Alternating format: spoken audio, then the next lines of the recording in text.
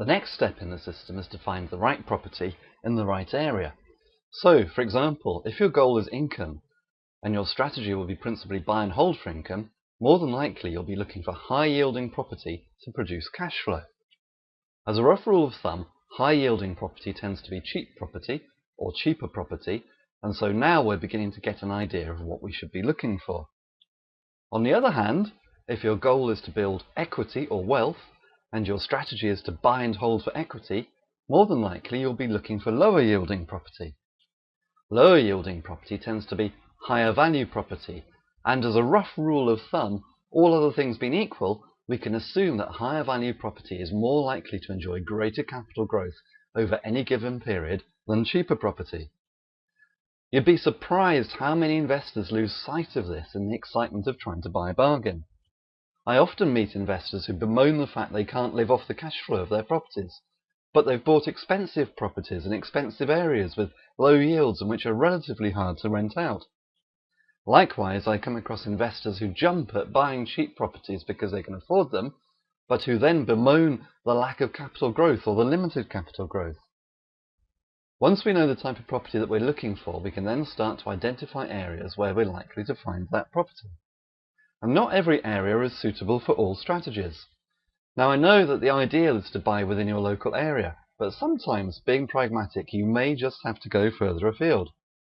Many investors head north looking for yield, but you wouldn't do the same necessarily if you were buying for future capital growth.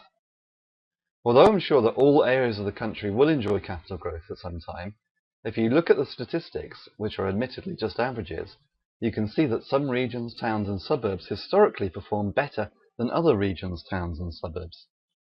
So there is a view that you should follow the trend and buy in those areas for future capital growth. But you'd be surprised how many investors I find who are determined to make their strategy work in their chosen area. I come across investors who are desperate to try and create income. They choose an area, possibly an area close to where they live, but where they're going to find it very, very difficult to find cheap property to produce the yield that they want. Despite the fact that they spend months and months looking for the ideal high-yielding property, they stubbornly refuse to change areas. Sometimes you just have to accept your strategy isn't going to work in that area and move on. Now, there are always exceptions to the rule. We all know about buying the cheapest house in the best street. And it may be that if you do enough groundwork and legwork, you may find cheap properties in good areas which produce the yield you're after. But as a general rule of thumb, if you're after yield, you need to go to the cheap areas. And if you're after capital growth, you need to buy in the better areas. What I suggest you don't do, which is again something many investors do, is sit on the fence. And they buy their properties in what we could consider to be middle-of-the-road areas, which are neither cheap nor expensive, and where they'll benefit from neither a decent yield nor a decent rate of capital growth. By heading slightly towards the extremes, but not all the way to the extremes, they'll greatly increase their return depending upon their strategy.